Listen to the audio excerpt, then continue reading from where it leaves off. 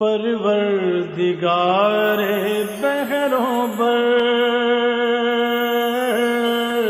پروردگار بحروں بر۔ اعوذ باللہ من الشیطان الرجیم، بسم اللہ الرحمن الرحیم۔ ان اللہ وملائکتہ یصلون علی النبی یا ایہا الذین آمنوا صلوا علیہ وسلموا تسلیما۔ اللہم صلی علی سیدنا و نبینا و شفیعنا و مولانا محمد وعلی آل محمد وبارک وسلم۔ محترم خواتین حضرات، السلام علیکم۔ پیام صبح کے ساتھ ایک بار پھر حاضر میں ہوں آپ کا میزبان انیق احمد۔ خواتین حضرات، آپ اور ہم جانتے ہیں کہ پیام صبح میں پیر، منگل، بدھ اور جمعرات ان 4 دنوں میں قرآن کریم کی مختلف آیات پر ہمارے ملک کے جید علماء گفتگو فرماتے ہیں، قرآن کریم کی آیات کو کھولتے ہیں، معنی اور مفاہیم واضح کرتے ہیں اور قرآن کریم کو لمحہ موجود سے جوڑتے ہیں، شان نزول سے لے کر لمحہ موجود تک۔ آج قرآن کریم ہم سے کیا مخاطبت کر رہا ہے؟ ہمارے ملک کے ممتاز علماء ہمیں تعلیم کرتے ہیں۔ جمعہ اور ہفتہ، یہ 2 دن ہم نے رکھے ہوئے ہیں سوال و جواب کے لیے۔ آپ کے سوالات ہوتے ہیں اور ملک کے ممتاز مفتی صاحب کے قرآن و سنت کی روشنی میں جوابات، تاکہ ذہن میں ہمارے کوئی کنفیوژن نہ رہے، خاص طور پر ہمارے نوجوانوں میں۔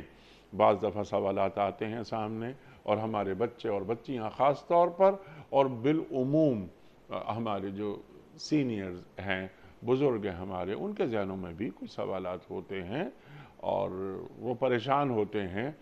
کبھی کبھی ذہن میں ایک خیال یہ بھی جنم لینے لگتا ہے کہ خدا نخواستہ ہمارے دین کے پاس اس مسئلے کا حل موجود نہیں۔ ایسا ہو ہی نہیں سکتا کہ ہمارے دین کے پاس انفس و آفاق کے کسی ایک مسئلے کا بھی حل موجود نہ ہو۔ ہمارا دین مکمل ہے۔ الیوم اکملت لکم دینکم واتممت علیکم نعمتی۔ اللہ تعالیٰ قرآن کریم میں فرما رہا ہے دین مکمل ہو گیا۔ خواتین و حضرات، وقت گزرنے کے ساتھ ساتھ، تبدیل ہوتے ہوئے زمانے کے ساتھ ساتھ، قرآن کریم کی روشنی میں، یعنی ان فنڈامنٹلز کی روشنی میں کس طرح سسٹم بنائے جاتے ہیں، ہمارے ملک کے ممتاز علماء ہمیں تعلیم کرتے ہیں۔ آج سوال جواب کا پروگرام ہے۔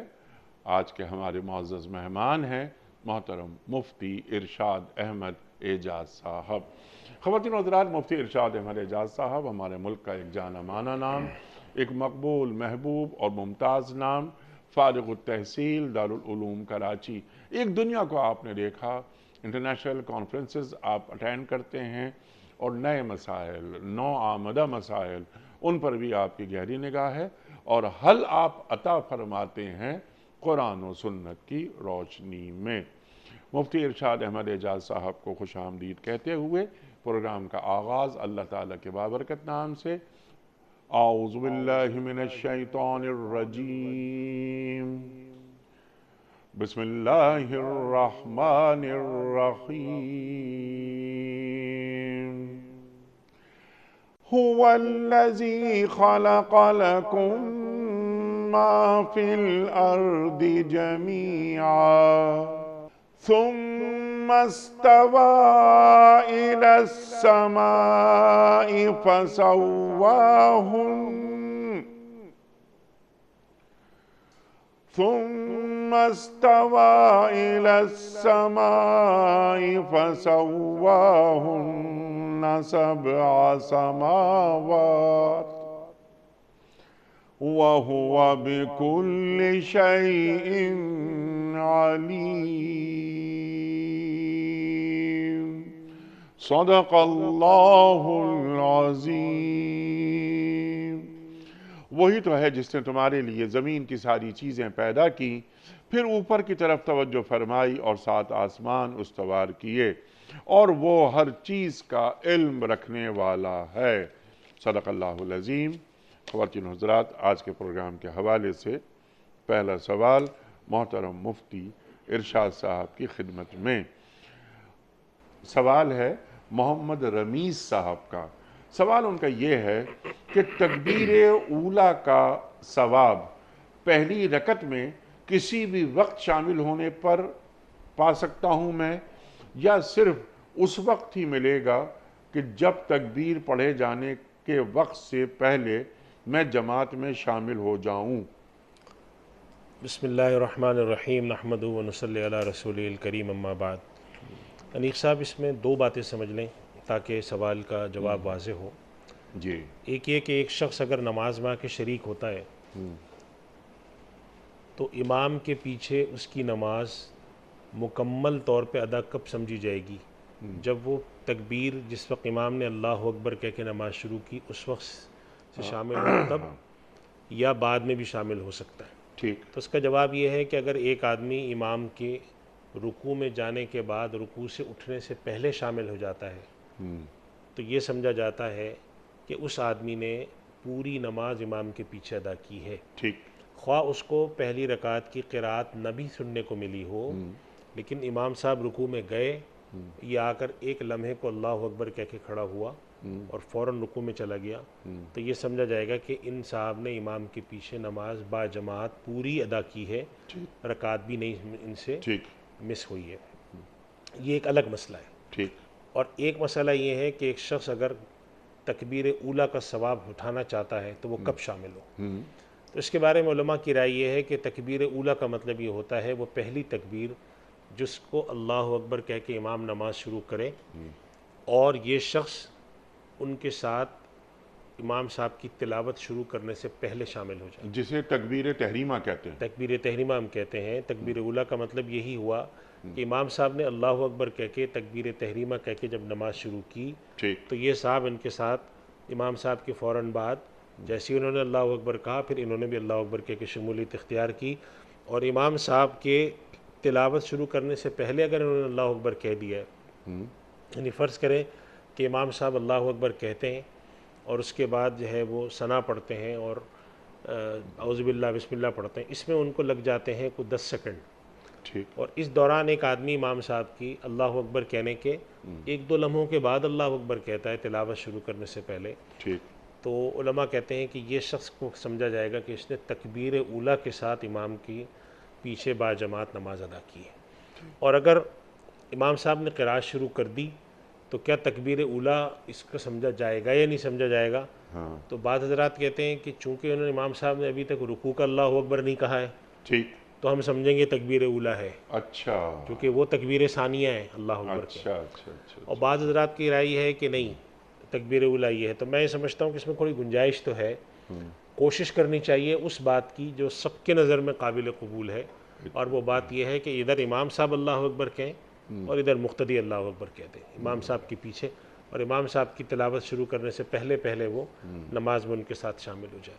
تو ان دو مسئلوں کو الگ الگ دیکھنا چاہیے۔ اچھا، ایک مسئلہ ہے جماعت میں امام کے ساتھ نماز پڑھنا، اس کے لیے میں نے عرض کر دیا کہ اس کا یہ ہے کہ اگر ایک شخص امام صاحب کی رکوع میں جانے کے بعد رکوع سے اٹھنے سے پہلے پہلے نماز میں شامل ہوتا ہے تو یہ سمجھا جائے گا اس آدمی نے مکمل نماز امام صاحب کے ساتھ ادا کی ہے، اگرچہ یہ شخص امام صاحب کے پیچھے قیام کی حالت میں پہلی رکعت میں نہیں تھا، ٹھیک، لیکن امام صاحب پہلی رکعت کے جیسے ہی رکوع کیا یا کے شامل ہو گیا اور امام صاحب کے ساتھ رکوع ادا کر کے اٹھے ٹھیک، تو یہ سمجھا جائے گا امام کے ساتھ انہوں نے پوری نماز ادا کی۔ ٹھیک، اور اگر کوئی شخص تکبیر اولا میں شریک ہونا چاہتا ہے تو اس کے لیے پھر ضروری ہے کہ وہ پہلی تکبیر میں جس وقت امام صاحب نماز شروع کر رہے ہیں اس وقت آ کے شامل ہو، اور بعض رات اس کی بھی گنجائش دے دیتے ہیں کہ اگر دوسری تکبیر یعنی تکبیر رکوع سے پہلے پہلے، لیکن محتاط اور بہتر بات یہی ہے کہ تکبیر کے جو پہلی تکبیر ہے اس وقت بعد میں شامل ہو۔ سبحان اللہ، سبحان اللہ، سبحان اللہ، سبحان اللہ۔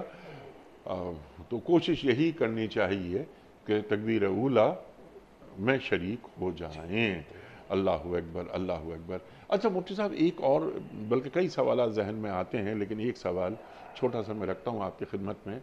ہم پڑھتے ہیں کہ صاحب ترتیب، اب صاحب ترتیب سے مراد کیا ہے؟ دیکھیے، سب سے پہلے تو میں ایک اور بات عرض کروں کہ بسا اوقات لوگ ایک دفعہ سوالات پوچھتے ہیں کہ آپ بہت چھوٹی چھوٹی چیزوں میں چلے جاتے ہیں. یعنی بعض لوگوں کے ذہن میں یہ ہوتا ہے ٹھیک کہ تکبیر اولیٰ اور امام کے ساتھ شامل ہونا، ٹھیک. یہ سب باتیں کچھ ذرا سی بہت چھوٹی چھوٹی ہیں، اتنی باریک بینی نہیں ہونی لیکن چاہیے. دین کے تقاضے ہیں. میں یہ عرض کرتا ہوں کہ قرآن کریم میں اللہ سبحانہ و تعالیٰ نے مسلمانوں کو حکم دیا ہے فاستبقوا الخیرات، نیکی کے کام میں سبقت لے جاؤ. سبحان اللہ. اس وجہ سے امت میں ایک تصور رہا ہے کہ چاہے وہ عبادت نماز کی ہو، زکوٰۃ کی ہو، حج کی ہو، اس کے اندر باریک باریک باتوں کا، افضل چیزوں کا خیال امت میں شروع سے چلا آ رہا ہے سبحان اور آج تک برقرار ہے. سبحان اللہ. آپ نے جب یہ سوال فرمایا، یہ بھی اسی سے تعلق رکھتا ہے، صاحب ترتیب. جی صاحب ترتیب کا تصور یہ ہے کہ وہ شخص جس کی کوئی بھی نماز اپنے وقت سے فوت نہ ہوتی ہو، یعنی فجر کے وقت میں پڑھ لیتا ہے، ظہر کے وقت میں، عصر کے وقت میں، اور چلا آ رہا ہے، مستقل پڑھتا ہے ایسی نمازیں.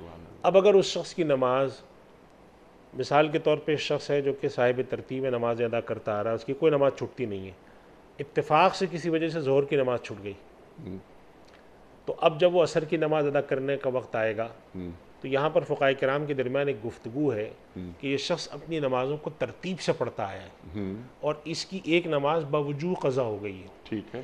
تو اب یہ اپنی عصر کی نماز ادا کرے تو اس کو کیا چاہیے کہ پہلے وہ اپنی ظہر کی قضا ادا کرے یا عصر پڑھ لے اور ظہر بعد میں ادا کرے. چونکہ ایک اصول یہ ہے کہ اگر ایک دفعہ نماز قضا ہو جائے تو پھر اس کا کوئی خاص متعین وقت نہیں ہوتا.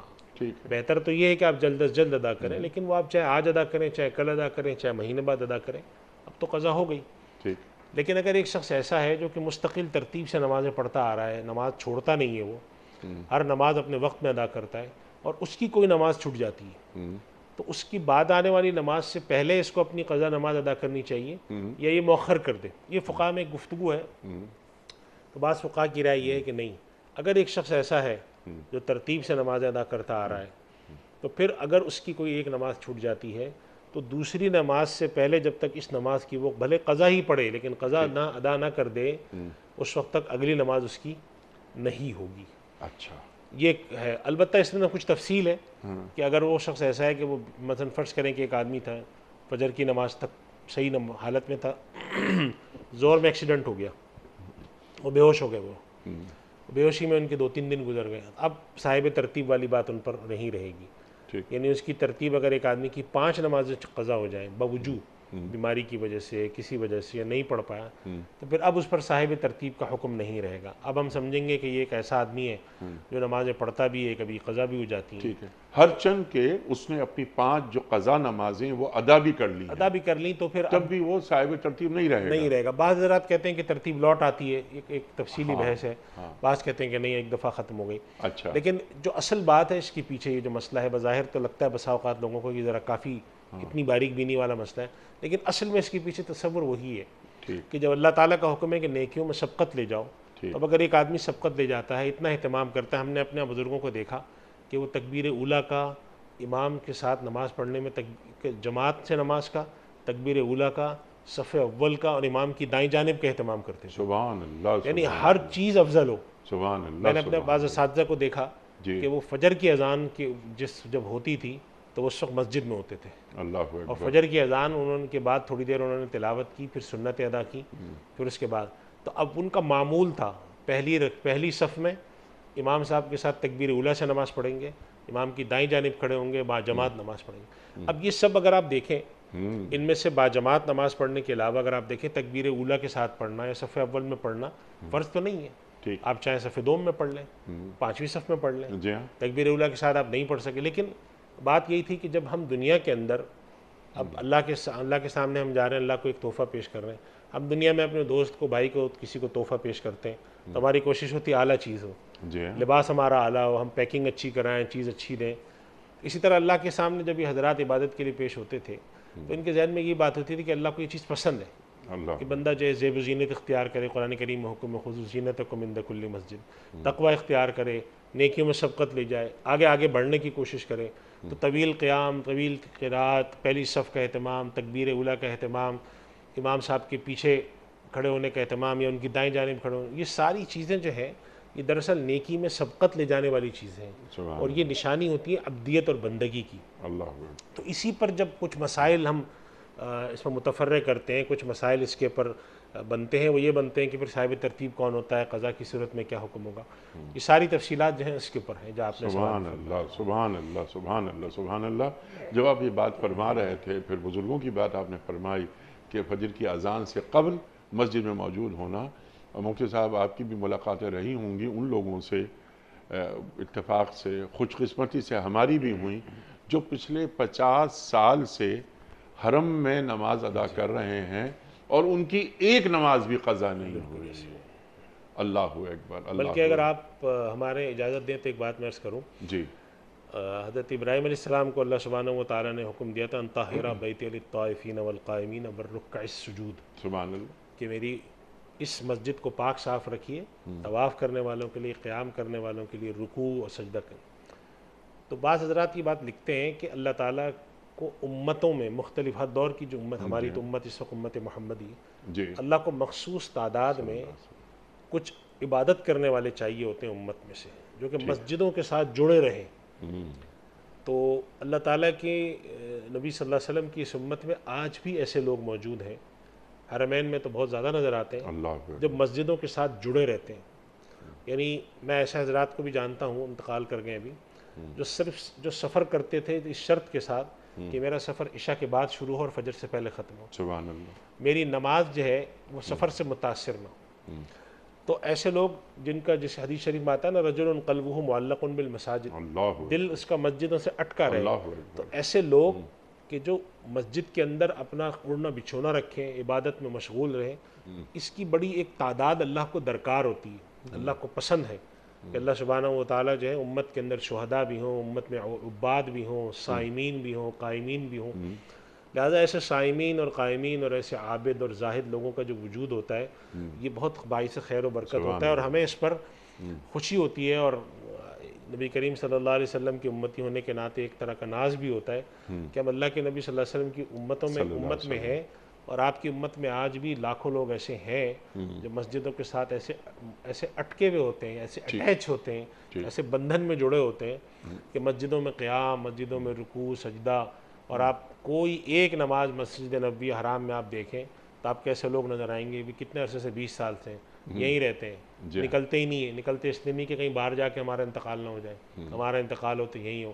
میں پچھلے دنوں پڑھ رہا تھا کہ کسی صاحب کا پڑھ رہا تھا، مسجد میں وہ خادم پاکستانی تھے، مدینہ منورہ میں وہ خادم تھے بہت عرصے تک، کسی جو کانٹریکٹر کمپنی، جیسے ایک زمانے میں بن لادن کمپنی تھی، صفائی وغیرہ کرتی تھی، تو وہ بہت ضعیف ہو گئے، تو ان کو کانٹریکٹر نے نکالنا چاہا تو انہوں نے کسی سے درخواست دی، تو ایک نمازی وہاں آتے تھے کوئی جو شاہی خاندان کے تھے، تو وہ ان کے ساتھ ذرا خیال کرتے تھے، تو انہوں نے ان سے پوچھا کہ آپ کے کوئی کام ہے مجھے بتائیں، انہوں نے کہا میری عمر زیادہ ہو گئی ہے، عمر زیادہ ہو گئی تھی ان کی، تو مجھے کانٹریکٹر کمپنی کہتی ہے کہ اب آپ ضعیف ہو گئے، آپ سے اتنی مشقت کے کام ہوتے نہیں ہیں، صفائی ستھرائی، زمزم کے کولر اٹھانا، تو انہوں نے کہا آپ کی کیا خواہش ہے، آپ بتائیں میں آپ کو کچھ پیسہ دوں۔ انہوں نے کہا نہیں، میری ایک ہی خواہش ہے، اور یہ کہ میں مسجد نبی میں رہوں، اور جب میں مروں تو میری تدفین بقیع میں ہو جائے، اللہ تو بس اب آپ مجھے صرف اس کی اجازت دلا دیں کہ میں خادم رہوں گا، میں قرآن کریم کی جو الماریاں رکھی ہیں، نسخے ہیں، ان کی صفائی کیا کروں گا، تو یہ آسان کام ہے، یہ میں کر لوں گا۔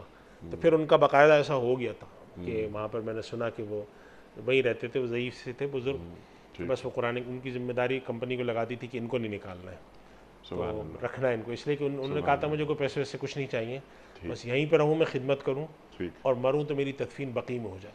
تو اب اس طرح کے جو لوگ ہوتے ہیں، یہ دراصل میں بندگی اور عبدیت کے مظاہر ہوتے ہیں اللہ کے، تو مختلف امت میں اس کے اللہ کو پسند ہے کہ ایسے ہوں، اور اس کی دلیل ایک اور بھی قرآن کریم میں ہے کہ قرآن کریم میں اللہ تعالیٰ نے جہاد کا ذکر کرتے ہوئے ایک جگہ فرمایا وَلِيَعْلَمَ اللَّهُ الَّذِينَ آمَنُوا وَيَتَّخِذَ مِنكُمْ شُهَدَاءَ، اور اللہ تعالیٰ اس لڑائی کا اور جنگ کا مقصد ایک تو یہ ہوتا ہے کہ اللہ پرکھ سکے تم میں سے کہ کون لوگ صحیح معنوں میں مسلمان ہیں، اور پھر تم میں سے کچھ لوگوں کو شہادت کا درجہ نصیب فرمائے۔ تو امت کے اندر صدیقین، شہداء، صالحین، عباد، زہاد، اعتکاف کرنے والے، قیام کرنے والے، تلاوت کرنے والے، یہ امت میں ایک بڑا طبقہ ہر وقت ہونا چاہیے۔ اور حضرت ابراہیم علیہ السلام کو اللہ تعالیٰ نے انہی لوگوں کے لیے حکم دیا تھا کہ آپ طاہرا بیتی للطائفین والقائمین والعاکفین والرکع السجود، جو قرآن کریم کی آیات میں آتا ہے، یہاں پہ اعتکاف کرنے والے، یہاں پہ طواف کرنے والے، یا رکوع کرنے والے، یا سجدے کرنے والوں کے لیے عبادت گاہ قائم کرو۔ اور اسی وجہ سے یہیں سے علماء نے مسئلہ یہ بھی نکالا ہے کہ امت کے اندر، مسلمان ملک کے اندر مساجد کا قیام اور اس طرح کی ضرورتیں جو ہیں یہ ان بنیادی اساسی ضرورتوں میں سے ہیں جو باقی انسانی معاشرے کی ضرورتیں سمجھی جاتی اور یہ ذمہ داریاں حکمرانوں کے کاندھوں پر ہیں، کاندھوں پر ہیں کہ وہ اس کے الذین امکناہم فی الارض اقاموا الصلاۃ وآتوا الزکاۃ۔ زکوٰۃ، اللہ اکبر، یہ قرآن چیزیں جو کریم اس کے اندر شامل ہیں۔ اس میں شامل ہیں کہ جنہیں ہم زمین پر اقتدار دیں گے وہ نماز قائم کریں گے اور زکوٰۃ کے ادارے قائم کریں گے۔ بالکل ایسی تو نماز کے لیے ایک سازگار ماحول تیار کرنا یہ بھی حکمرانوں کی ذمہ داری ہے۔ لیکن اب یہ دیکھیے کہ ہمارے پاس یہ مساجد کا قیام یہ پرائیویٹ سیکٹر میں چلا گیا ہے، حالانکہ یہ ذمہ داری ریاست کی ہے۔ مساجد کا قیام، مساجد کی دیکھ بھال، قرآن کریم کے حفظ کا بندوبست، جی ہاں، یہ ساری چیزیں اب جو ہیں یہ مسلمانوں کے کندھوں پہ آ گئی ہیں، جی جبکہ یہ مسلمانوں کے ساتھ ساتھ ریاست کے کندھے پہ بھی ہوتی جی ہاں، بلکہ ائمہ کا انتخاب وہ بھی ریاست کی ذمہ داری ہونی چاہیے۔ بالکل ہونی چاہیے۔ مؤذن یعنی بہترین اذان دی جائے تاکہ لوگ اذان کی آواز سن کر دوڑے دوڑے آئیں، ایک کشش ہو، ان کی تیاری، ان کی تربیت۔ یعنی ہر آدمی مؤذن نہیں ہو سکتا، ہر آدمی امام مسجد نہیں ہو سکتا، لیکن ایک مسجد کمیٹی بیٹھ کر ایک امام کا انتخاب کرتی ہے اور ایک مؤذن کا انتخاب کرتی ہے۔ وہ جو کمیٹی ہے اس سے کچھ خبر نہیں ہوتی کہ امام کا انتخاب کیسے ہوتا ہے۔ بس یعنی صاحب تھوڑی سی بات ادھر کو جاتی ہے، لیکن میں ایک جملہ عرض کروں گا کہ ریاست کی جو چند بڑی بنیادی دینی اور دنیاوی ذمہ داریاں ہیں وہ اگر آپ پچھلے 20 سال میں 50 سال میں دیکھیں تو دھیرے دھیرے وہ نجی شعبے کے پاس آتی جا رہی ہیں۔ جی ہاں، صحت کو دیکھ لیں، تعلیم کو دیکھ لیں، دین کے معاملات کو دیکھ لیں اور بہت ساری چیزیں دیکھیں۔ حالانکہ نجی شعبے میں جب یہ چیزیں آتی ہیں تو پھر اس کے الگ مسائل کھڑے ہوتے ہیں۔ جی ہاں، تو ہم یہ سمجھتے ہیں کہ ہم یعنی ایک تو دینی اعتبار سے تو خیر ہے ہی ہے، دنیاوی اعتبار سے بھی جو ایک اچھی حکومت ہوتی ہے، گڈ گورننس کا جو تقاضا ہے، دین کے اعتبار سے بھی گڈ گورننس کا تقاضا ہے۔ الذین مکناہم فی الارض اقاموا الصلاۃ کا مفہوم صرف یہ نہیں ہے کہ وہ جا کر کوئی نماز کی خود امامت کرے، بلکہ اس سے مراد ہے کہ ایسا ماحول فراہم ہو، مساجد کا قیام ہو، ائمہ ہوں اور دیگر چیزیں ہوں کہ اس معاشرے میں نظر آتا ہو کہ یہاں پر جو ہے نا نماز قائم کرنے والا معاشرہ ہے۔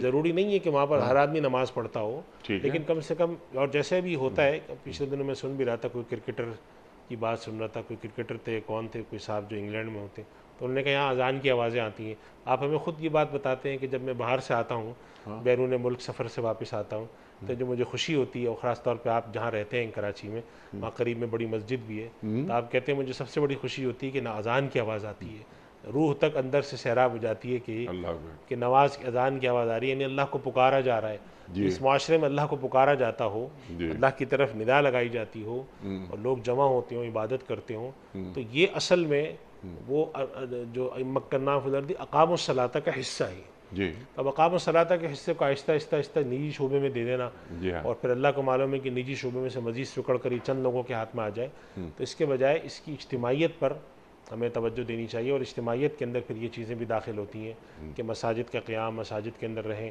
اب تو ہمارے یہاں مطلب ایک جو بھی حالات ہوں، جو بھی وجوہات ہوں، لیکن اب ہمارے یہاں ہوتا ہے کہ جی نماز کے 1 گھنٹے بعد مسجد بند کر دی جائے گی، جی ہاں، جو کہ مجبوری ہے، حالات میں سیکیورٹی ہے۔ لیکن ہم نے اپنے بچپن میں تو یہ دیکھا کہ مسجد کے بند ہونے کا تصور نہیں ہوتا تھا، بڑی مساجد کے خصوصاً رات کو 12-1 بجے جا کے تھوڑا سا بند کر دیا تو کر دیا، لیکن ہم نے یہ دیکھا کہ مسجد جیسے عشاء کی نماز اگر کراچی میں 7:30 پونے 8 پہ ہونا شروع ہو گئی ہے، اب اس کا مطلب یہ کہ 9-9:30 بجے مسجد بند ہوگی، حالانکہ مسجدیں 11 بجے تک کھلی ہوتی تھی، لوگ آتے تھے، نماز پڑھ رہے ہیں، کوئی تلاوت کر رہا ہے، کوئی بیٹھا ہے۔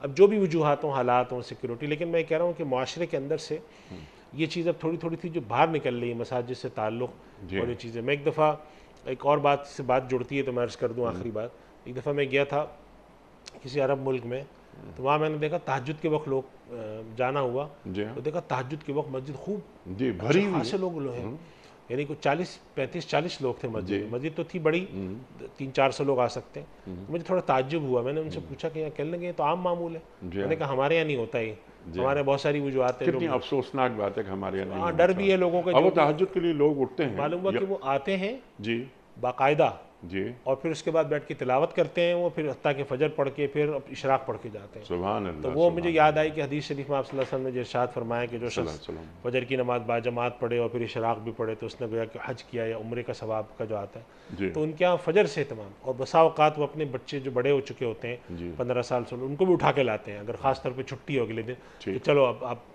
تو واپس جا کے ناشتہ واشتہ کر کے سو جانا. ٹھیک اس سے کیا ہوتا ہے کہ وہ ایک پوری نسل کا نا اللہ سے ایک ایسا تعلق جوڑ دیتے ہیں ٹھیک. کہ وہ کہتے ہیں اب نہیں بھٹکے گا. اگر ہم نے اس کو 15-20 سال کی عمر تک ہاں اس کام پہ ایک دفعہ لگا دیا ٹھیک. تو اب یہ نہیں بھٹکتا، یہ کچھ سبحان بھی کرتا رہے ادھر ادھر جائیں، یہ بن گیا کھوٹے سے. اور دین نسلوں میں منتقل ہو نسلوں میں رہا منتقل ہے.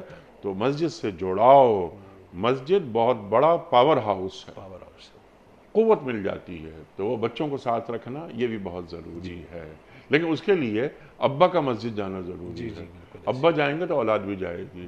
تو ترجیحات میں دین کتنا ہے، نماز کتنی ہے. الصلاۃ عماد الدین، نماز دین کا ستون ہے. تو نماز دین کا ستون ہے تو اپنے عمل سے بھی ظاہر کرنا ہے. بالکل ایسے ہی. مفتی صاحب بہت شکریہ. بالتفصیل آپ نے یعنی ایک ایک گوشے کو بالکل آپ نے واضح کر دیا. محمد حذیفہ صاحب ہیں کوٹ ادو سے. سوال ان کا یہ ہے کہ جنازے کے بعد جو اقربا کے دیدار کے لیے میت کو تدفین سے روکا جاتا ہے ہمارے معاشروں میں، تو یہ عمل کیسا ہے؟ انیف صاحب دیکھیں، میں اس پر ایک دو باتیں عرض کرتا ہوں. جی پہلی بات تو یہ کہ دیدار اور آخری نظر جی اس کا کوئی شرعی تصور نہیں ہے. ٹھیک. تصور صرف اتنا ہوتا ہے کہ جو بہت ہی قریبی عزیز ہوتے ہیں نا، بھائی ہیں، بیٹا ہے، ماموں ہیں، چچا ہیں، باپ ہے، تو فطری طور پر ان کا ایک لگاؤ ہوتا ہے ظاہر میت سے. تو جب تدفین پہ جا رہے ہوتے ہیں یا ان کا اگر تابوت میں کفن میں رکھا جا رہا ہے اور ایسا ہے کہ اب چہرہ نظر نہیں آئے گا، تو ان کی ایک تمنا ہوتی ہے کہ چلو ہم اس پر آخری نظر ڈال لیں، اب اس کے بعد تو اس کو دیکھنا نصیب نہیں ہوگا. یہ صرف ان لوگوں کے لیے ایک انسانی جذبات کے احترام کی غرض سے ہمارے معاشرے میں تھا کہ بھئی چلو آخری نظر ڈلوا لو. اب ہمارے ایک عجیب رسم ہو گئی ہے کہ جی ایک باقاعدہ بٹھاتے ہیں اور کہتے ہیں جس کو دیکھنا ہے آ جائے. اس کا کوئی تصور نہیں ہے. اور قبرستان میں جب ایک دفعہ میت چلی گئی اور وہاں پر تدفین کے لیے قبر میں لٹا دیا تو وہاں پر پھر چہرہ کھول کے دکھانا اس کی کوئی ضرورت نہیں ہے. ٹھیک. بہت اگر آپ سمجھتے ہیں کہ کسی بیٹے پر، بھائی پر، والد پر، طبیعت پر بہت زیادہ غم کی کیفیت ہے اور بہت شاق ہو رہا ہے تو چلے ایک نظر ان کو دکھا دیں، اس خیال سے کہ انسان کو جب چہرے پر نظر پڑتی ہے تو تھوڑی سی اس کو ڈھارس بنتی ہے، تسلی ہو جاتی ہے. لیکن یہ کہ ایک پورا رکھنا اور اس کو دکھانا، اس کا دین میں کوئی تصور، کوئی شرعی تصور نہیں ہے. البتہ بعض شخصیات ایسی ہوتی ہیں کہ جن کا لوگوں سے تعلق ہوتا ہے، بڑی شخصیت ہے، لوگ چاہتے ہیں کہ ہم ان پہ نظر ڈالیں. اگر کوئی دیکھنا چاہتا ہے، موقع موجود ہے تو ان کو دکھا دیا جائے.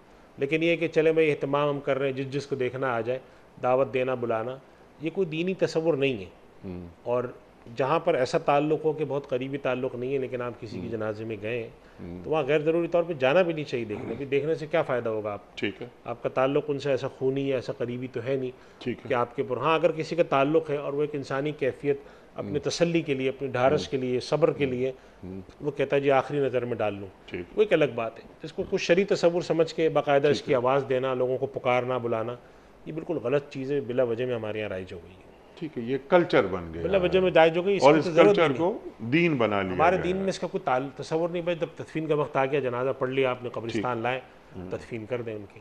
اب بلا وجہ میں قبر میں اتارنے کے بعد چہرہ کھولنا، سب کو بلانا، پھر قبرستان میں ظاہر ہے کہ جگہ اتنی تنگ ہوتی ہے، لوگ آنا جانا مشکل ہوتا ہے، کھڑا ہونا مشکل ہوتا ہے، آس پاس قبریں ہوتی ہیں، تو وہ سب بالکل پسندیدہ نہیں ہے، اس کی ضرورت بھی نہیں ہے. اس کی ضرورت بھی نہیں ہے کہ ابھی پھوپھی آ رہی ہیں اور وہ کل پہنچیں گی، روک لیا گیا میت کو. وہ ایک الگ مسئلہ ہے. تدفین وہ بھی ایک مسئلہ ہے. وہ مسئلہ یہ ہے کہ آپ تدفین کو روکتے اس لیے کہ فلاں کوئی عزیز آ رہا ہے. جی ہاں.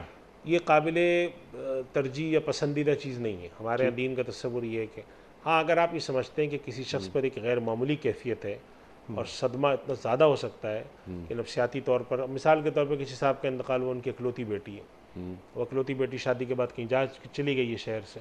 اب اس کے آنے کا امکان ہے کہ مثلا فرض کریں کہ بیٹی جو ہے وہ لاہور میں رہتی ہے اور والد جو ہے کراچی میں انتقال ہو گیا. اب بیٹی کہتی ہے کہ مجھے اپنے والد پر نظر ڈالنی ہے، آپ روک لیں.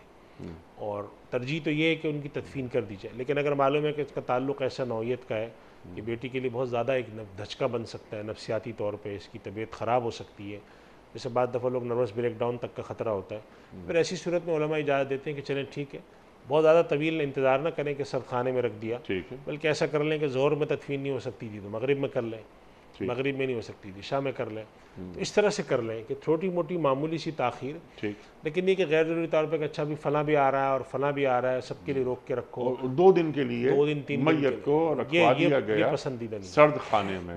اللہ کے رسول صلی اللہ علیہ وسلم کا کیا فرمان ہے کہ تدفین میں اجلت ہو، اجلت کرو۔ اجلت سے مراد یہ ہے کہ آج کل کے ہمارے کراچی، لاہور، اسلام آباد جیسے بڑے شہروں میں عام طور پہ انتقال اور تدفین کے درمیان کچھ 4-5 گھنٹے درکار ہوتے ہیں۔ ٹھیک، کسی کا انتقال اگر صبح 6 بجے ہوا ہے تو ظہر میں اور عمومی طور پہ عصر میں تدفین آسان ہوتی ہے، کیونکہ پھر آپ صبح جب قبرستان کھلتا ہے 8-9 بجے آپ جاتے ہیں، وہ کہتے ہیں مجھے قبر کھودنے کا ٹائم دیں آپ، تو بسا اوقات وہ کہتا ہے ظہر میں لیں، بعض دفعہ کہتا ہے عصر میں، تو یہ ٹھیک ہے۔ اگر کوئی چھوٹا شہر ہے تو اس میں شاید اس سے بھی کم وقت لگتا ہو، اور بعض شہر ایسے ہیں، بعض ممالک ایسے ہیں کہ جہاں پر 1 دن لازمی لگتا ہے، بعض دفعہ 2 دن لگتے ہیں، ٹھیک، یعنی خدا نخواستہ اگر کسی کے ایکسیڈنٹ میں انتقال ہوا ہے، یا مثال کے طور پر کوئی شخص کسی غیر ملک میں ہے وہاں انتقال ہوا، تو پھر ان کی قانونی کارروائیاں ہوتی ہیں، وہ ایک الگ بات ہے، لیکن اگر قانونی کارروائیاں کوئی دشواری کچھ نہیں ہے اور گورکن کہتا ہے کہ میں قبر آپ کی جو ہے 5 گھنٹے میں تیار کر دوں گا، آپ نے مجھے صبح اطلاع دی، آپ عصر کا جنازہ پڑھ سکتے ہیں، اور آپ سمجھتے ہیں کہ نہیں فلاں صاحب بیٹا یا بہن یا کوئی وہ عصر تک پہنچ رہا ہے تو آپ چلیں اس کی مغرب تک کر لیں، عشاء تک کر لیں، لیکن آپ نے کہا نہیں ابھی ہم سرد خانے میں رکھ رہے ہیں اور 2 دن بعد فلاں صاحب آئیں گے، 3 دن بعد آئیں گے، تو اس بات کا ہمیں ایک چرچا کرنا چاہیے، ڈسکرج کرنا چاہیے اس بات کو، اور چرچا کریں، لوگوں کو تعلیم دیں، اویئرنیس جسے ہم کہتے ہیں پیدا کریں کہ بھائی یہ طریقے ٹھیک نہیں ہیں، ٹھیک، آپ بلا وجہ میں تاخیر کرتے ہیں۔ نبی کریم صلی اللہ علیہ وسلم کی ترغیب یہ ہے کہ تدفین جو ہے اس میں تاخیر نہ کرو، غیر ضروری تاخیر نہ کریں، جو ضروری قانونی کارروائیاں اس میں کر لیں، اور تھوڑی بہت تاخیر ہے، ظہر سے عصر ہے، عصر سے مغرب ہے، اس کی تو پھر بھی منطقی طور پہ بات سمجھ میں آتی ہے کہ چلو اتنی تاخیر تو ہو جاتی ہے، لیکن غیر معمولی تاخیر کر کے 2 دن میت خانے میں رکھنا، سرد خانے میں رکھنا میت کو، اور پھر اس کے بعد آنا، پھر یہ لمبی لمبی لائنیں لگا کے زیارتیں کرانا، اس کا دین میں کوئی ایسا تصور نہیں ہے، اور بلا وجہ میں ان چیزوں کو اتنا پروموٹ بھی نہیں کرنا چاہیے۔ تھوڑا بہت جو بھی ایک انسانی نفسیاتی تقاضے ہوتے ہیں غم اور اس سے متعلق کہ بھئی کسی کا انتقال ہوا، لوگ آئیں گے تھوڑا بہت دیکھیں گے، اس کے بعد آپ جنازہ لے جائیں، جنازہ پڑھیں اور قبرستان لے جا کے تدفین کر دیں، بس ختم۔ کلیئر بات ہو گئی۔ اس سے پہلے کہ ہم رکھیں آپ کی خدمت میں ویڈیو کوئسچنز، آخری سوال یہاں سے، یہ سوال ہے شبیر اختر صاحب کا۔ ان کا مسئلہ یہ ہے کہ چھوٹی مسجد ہے ان کی، اس میں امام صاحب لاؤڈ اسپیکر پر نماز پڑھاتے ہیں، ان کا کہنا یہ ہے کہ بغیر لاؤڈ اسپیکر کے چھوٹی مسجد ہے، آرام سے آواز پہنچے گی امام صاحب کی نمازیوں تک، تو پھر بھی امام صاحب لاؤڈ اسپیکر کے استعمال پر زور دیتے ہیں، تو شرعی طور پر یعنی کیا روشنی ملتی ہے؟ دیکھیے مساجد میں اگر بعض مساجد ایسی ہوتی ہیں کہ جس میں لاؤڈ اسپیکر کے بغیر مائکروفون اور اس آواز کے استعمال کے نماز ہو جاتی ہے، ٹھیک، تو وہاں پر لاؤڈ اسپیکر استعمال کرنا کوئی ضرورت نہیں ہے، نہ کریں آپ۔ اور بعض مساجد ایسی ہوتی ہیں کہ نماز ہو تو جاتی ہے لیکن بسا اوقات اس میں ایک شبہ ہو جاتا ہے کہ کوئی آدمی ہے، انہوں نے کہا کہ جی میں باہر کھڑا ہو گیا تھا یا مجھے آواز صاف نہیں آئی، اچھا، اس کے لیے بسا اوقات ائمہ مسجد کا اندرونی مائک استعمال کرتے ہیں جو کہ ہلکی آواز والا ہوتا ہے، بہت تیز آواز نہیں ہوتی اس کی، جیسے اذان کے لاؤڈ اسپیکر کی تو بہت آواز ہوتی ہے، اتنی آواز ہوتی ہے، تو اس کے لیے بھی علماء اجازت دیتے ہیں، اور اس کی وجہ یہ بتاتے ہیں کہ لوگ عموماً مساجد میں اس طرح مائکروفون پہ نماز پڑھنے کے عادی ہیں، تو بسا اوقات ہلکی آواز پہ لوگ، کوئی دوسرا آدمی آیا تو اس کو توجہ نہیں ہو پاتی کہ بھئی امام صاحب نے اللہ اکبر کہا ہے نہیں کہا ہے، تو اگر اس لیے کرتے ہیں تو کرنے کی اجازت ہے۔ بعض لوگوں کو شوق بھی ہوتا ہے، وہ شوق یہ ہوتا ہے کہ بھئی اگر ہمارے پیچھے 25 نمازی کھڑے ہیں جن کو ہماری آواز پھر بھی جا سکتی ہے، میں پھر بھی مائک پر ذرا زور سے نماز پڑھاؤں گا، تو اس کو ہمارے علماء ناجائز تو نہیں کہتے لیکن کو پسندیدہ ترجیح نہیں دیتے کہ بلا وجہ میں وہ کہتے ہیں کہ 15 20 25 لوگ نماز میں کھڑے ہیں، اگر آپ نماز پڑھائیں گے تو سب کو آرام سے چلی جائے گی آواز، تو پھر کیا ضرورت پڑی مائک استعمال کرنے کی، نہ پڑھائیں۔ لیکن پھر بھی اگر کوئی استعمال کرتا ہے اور وہ اندرونی مائک ہے مسجد کا جو عام طور پہ نماز کے لیے اور اس کے لیے استعمال ہوتا ہے، تو اس میں کوئی ایسی قباحت کی بات نہیں ہے کہ انسان اس کی بنیاد پر کوئی بسا اوقات لوگ مسجد میں آ کر ائمہ سے الجھتے بھی ہیں، یعنی کہ اگر یہ مائک بند کر دیں گے امام صاحب تو ایک مقتدی ضرور آئیں گے، ایک یا دو، وہ کہیں گے آپ نے مائک کے بغیر نماز کیوں پڑھائی؟ ٹھیک، تو ایسا بہت ہوتا ہے کہ ایک امام صاحب کے پاس مقتدی آ کر کہہ رہے ہیں کہ جی 20 لوگ ہیں، آپ ہمیں مائک کے بغیر پڑھائیں، تو دوسرا آ کر کہہ رہا ہے کہ آپ مائک کے بغیر نہ پڑھائیں۔ ہاں اور بسا اوقات یہ بھی ہوتا ہے کہ آس پاس پڑوس میں اگر آپ فجر کی نماز کے وقت آپ دیکھیں تو آپ کی مسجد میں اگر تلاوت ہو رہی ہوگی تو اس کی آواز آ جاتی ہے عام طور پہ، کیونکہ ماحول میں خاموشی ہوتی ہے۔ تو بعض دفعہ لوگ اس کو بھی کہتے ہیں کہ بھئی آپ اس پہ نماز پڑھائیں۔ تراویح کے معاملے میں میں نے سنا کہ کراچی میں بعض مساجد جو کہ ایسی جگہوں پہ واقع ہیں جہاں قریب تو وہاں پر لوگوں کا اصرار ہوتا تھا ائمہ مساجد سے کہ آپ تھوڑی سی تراویح کی آواز ذرا سی اتنی تیز رکھیں کہ ہمارے گھروں میں بھی جائے، ہمارے گھر والے بھی سنتے ہیں تراویح۔ سبحان تو اللہ، اس میں کوئی حرج نہیں معلوم ہوتا اتنا کہ اگر کوئی شخص ایسا کرتا ہے اور جواز کی چیز ہے تو ٹھیک ہے۔ ہاں اگر کسی کو اس کی آواز سے تکلیف بہت پہنچ رہی ہو، کوئی آدمی کہہ رہا ہو کہ بھئی آپ 10 لوگ ہیں اور آپ اتنی آواز بلند نماز پڑھاتے ہیں، بعض جگہ شکایت ملتی ہے، اتنا انہوں نے لاؤڈ اسپیکر آواز تیز کر کے پڑھا رہے ہوتے ہیں کہ جیسے شاید جمعے کا اجتماع ہو رہا ہے، حالانکہ لوگ اندر ہوتے ہیں شاید 50 لوگ، تو پھر وہ مناسب نہیں ہے۔ لیکن اگر کوئی مائک انٹرنل مائک استعمال کرتا ہے، سسٹم جو ساؤنڈ سسٹم انٹرنل ہوتے ہیں مسجد کے، جس کے اندر اندر ہی ہال میں آواز آ رہی ہوتی ہے، تو خواہ اس میں لوگ کم بھی ہوں اس کے استعمال کرنے کی اجازت ہے، اس میں کوئی ایسی باعث نزاع بات نہیں۔ میں سمجھتا ہوں یہ زیادہ تر مزاج کا مسئلہ ہوتا ہے۔ مزاج کے مسئلے میں شریعت نے گنجائش رکھی ہے کہ ایک دوسرے کو تھوڑا اسپیس دینا چاہیے، بلا وجہ میں اپنا مزاج دوسرے پر یا دوسرے کا مزاج مسلط کرنے کسی بچے وجہ آپ کہیں کہ بھائی ٹھیک ہے میرا مزاج تو نہیں ملتا اس بات سے، لیکن چلے گنجائش ہے دین میں تو ہم کچھ نہیں کہتے اس میں، تو اس طرح کا رویہ رکھنا چاہیے۔ سبحان اللہ، سبحان اللہ۔ مفتی صاحب چند ویڈیو کوئسچنز آپ کی خدمت میں۔ پہلا سوال مفتی صاحب کے لیے۔ السلام علیکم مفتی صاحب، میرا یہ سوال ہے کہ شادی میں تحفے اور لفافے ملتے ہیں، وہ لڑکے کا حق ہوتا ہے یا لڑکی کا؟ آپ اس میں مجھے بتائیں، جواب دیں، شکریہ۔ یہ دولہا اور دلہن کے درمیان جھگڑا کرانے کے چکر میں ارشاد۔ بھائی میں تو یہ عرض کرتا ہوں جس کے ہاتھ میں لفافہ آئے اچھا، تو لڑکے کے ہاتھ میں آتا ہے، لڑکے کے گھر والے یعنی کہ ماں کے باپ کے، تو وہ لڑکے کو دے دیں، ٹھیک، اور لڑکی کے ہاتھ میں آتا ہے تو وہ لڑکی کے والدہ کے ہاتھ میں آتا ہے تو وہ اس کو دے دیں۔ ٹھیک ہے، تو اصل میں اس میں دیکھیں یہ چیزیں ایسی ہوتی ہیں، تحفے تحائف، خاص طور پہ جو لفافہ ہے اس میں ہمیں معاشرتی طریقہ کار پہ غور کرنا چاہیے۔ تحفہ جو دیا جاتا ہے ٹھیک، وہ تو عام طور پہ لڑکا لڑکی کا ہی ہوتا ہے، یعنی کہ مثال کے طور پہ آپ نے گھڑی دے دی، پرفیوم دے دیا، کچھ چادر دے دی، جو بھی چیز آپ نے تحفے کی شکل میں دی۔ البتہ لفافہ جو دیا جاتا ہے بسا اوقات وہ لڑکا یا لڑکی کے والدین کو بھی دیا جاتا ہے، یعنی کہ لڑکا لڑکی کو خاص طور پہ نہیں دیا جاتا، ان کے خاندان کو دیا جاتا ہے بنیادی طور پہ۔ یعنی فرض کریں کہ ایک صاحب ہیں جن کی بیٹے کی شادی ہوئی اور وہ صاحب معاشی طور پہ بہت خوشحال نہیں ہیں، تو لوگ سوچتے ہیں کہ اگر ہم ان کو جا کے ہاتھ میں رکھیں گے نا کہ یہ ہم آپ کو پیسے دے رہے ہیں 20,000 روپے، تو ان کو ناگوار محسوس ہوگا کہ میں کیا ضرورت مند ہوں، تو ایسا کرتے ہیں لوگ، کہتے ہیں کہ ہم سلامی کے نام پہ ان کو دے دیتے ہیں۔ تو خاندان میں بسا اوقات لوگ اجتماعی طور پہ فیصلہ کرتے ہیں کہ ہمارے فلاں جو عزیز ہیں وہ معاشی طور پہ بہت مستحکم نہیں ہیں، وہ شادی کا اخراجات زیادہ ہوتے ہیں، لہٰذا ہم ایسا کرتے ہیں کہ لڑکے کو سلامی کے نام پہ ہم لوگ مل کر 5-5 10-10 کر کے نا ہم پوری فیملی 10-5 لوگ جو ہیں 50,000 روپے ان کے ہاتھ میں دے دیتے ہیں، اس سے ان کے پاس پیسے بھی چلے جائیں گے، ان کی ضرورت بھی پوری ہو جائے گی۔ اور مقصد ان کا صرف لڑکے کے ہاتھ میں دینا نہیں ہوتا، لڑکے کے خاندان کو دینا ہوتا ہے۔ یہ اسی طرح بسا اوقات لڑکی کی والدہ یا لڑکی کے والد کے ہاتھ میں بھی جو لوگ پیسے رکھتے ہیں ان کے پیش نظر یہ بات ہوتی ہے کہ سلامی کے نام پر اگر ہم کچھ پیسے دیں گے تو کوئی معیوب بات بھی نہیں ہے، اور کون لفافہ کھول کے دیکھ رہا ہے ہم نے کیا دیا۔ اس طرح سے ان کے پاس کچھ ہماری طرف سے معاشی طور پہ امداد بھی چلی جاتی ہے، اور ہم تھوڑا سلامی اگر مثال کے طور پہ 3,000-2,000 دی جاتی تو ہم ذرا زیادہ دے دیتے ہیں۔ تو اگر اس مقصد کے تحت دی گئی ہے تو اور لڑکی کے والد یا والدہ یا لڑکے کے والد والدہ لڑکے کے نام پہ دی گئی سلامی کو استعمال کرتے ہیں تو شرعاً اس کی میں اجازت کوئی قباحت نہیں ہے۔ البتہ اگر لڑکی کے کو سلامی ملی، جو بساوق میں سمجھتا ہوں ان کے سوال کا مقصود ہے کہ بعض دفعہ ہوتا ہے کہ لڑکے کہتے ہیں کہ جو سلامی بھی تمہارے پاس آئی ہے چاہے لڑکی کے ہاتھ میں آئی وہ میری ہے، چنانچہ لڑکی کے پاس اگر 50,000 روپے جمع وہ بھی انہوں نے لے لیے شادی میں، تو وہ کس کا حق ہے؟ وہ لڑکی کا حق ہے، جو لڑکی کے ہاتھ میں آیا وہ لڑکی کا، جو لڑکے کا ہے اب اگر ایک دوسرے کے ساتھ باہمی رضامندی سے لین دین کریں تو ٹھیک ہے، لیکن یہ کہ جو چیز لڑکی کے ہاتھ میں آئی ہے وہ لڑکی کو آئی ہے، ظاہر سی بات ہے، جو لڑکے کے ہاتھ میں آئی وہ اس کی ہے۔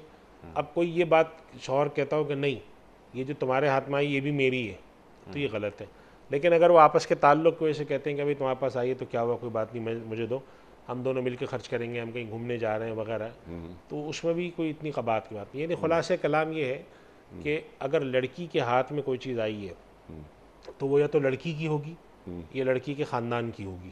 ٹھیک ماں باپ کو مدد کرنا لوگوں کا مقصود ہوگا. ٹھیک اور لڑکے کے ہاتھ میں جو آئی ہے وہ لڑکے کی ہوگی اور یہ اس کے خاندان کی. لیکن ایسا نہیں ہو سکتا کہ لڑکی کے ہاتھ میں جو پیسے آئے ہوں وہ لڑکے کے ہوں، لڑکا کے، الا یہ کہ وہ دینے والا کہہ دے کہ بھئی میں نے تم دونوں کو دیا ہے یہ، ٹھیک ہے. تو پھر ایک الگ بات ہے. عام حالات میں اس طور پہ لوگ جھگڑتے بھی نہیں ہیں، لوگ کہتے ہیں بھئی یہ تمہاری سلامی ہے، یہ میری سلامی ہے. بالکل ٹھیک. اب اگر آپس میں ملا کر استعمال کر لیں تو ٹھیک ہے. لیکن جب بسا اوقات بات جب خراب ہوتی ہے، نصاب طلاق تک بات جاتی ہے، ٹھیک تو بعض ایسی چیزوں پہ لوگ جھگڑتے ہیں کہ جس میں تعجب ہونے لگتا ہے. بالکل ٹھیک ہے. انگوٹھی کے اوپر لڑتے ہیں، تحفے پر لڑتے ہیں کہ یہ تمہارا تحفہ تھا، میرا تحفہ تھا.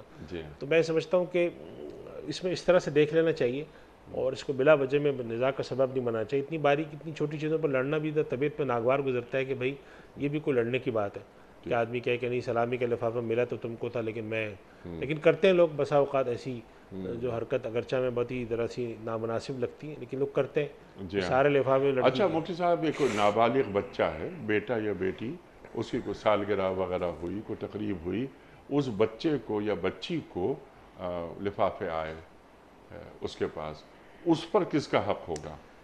دیکھیے بچوں کی ملکیت کا جو مسئلہ ہے نا تھوڑا تفصیلی ہے اور میں سمجھتا ہوں کہ ہمارے اس پروگرام میں اس کا جواب نہیں ہو پائے گا، کافی لمبا تھوڑا سا ہے. اچھا.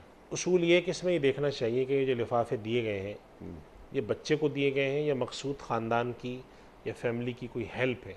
کیونکہ دیکھیں ہمارے یہاں ہوتا یہ ہے کہ بسا اوقات جیسے کسی کا بچہ پیدا ہوا، ظاہر عام طور پہ بچے کو امداد دی جاتی ہے، ایسے موقع پہ سلامی دینے لوگ آتے ہیں، یا کسی کی سالگرہ کے موقع پہ عام طور پہ سلامی دی جاتی ہے جب بچے کی پیدائش ہوتی ہے.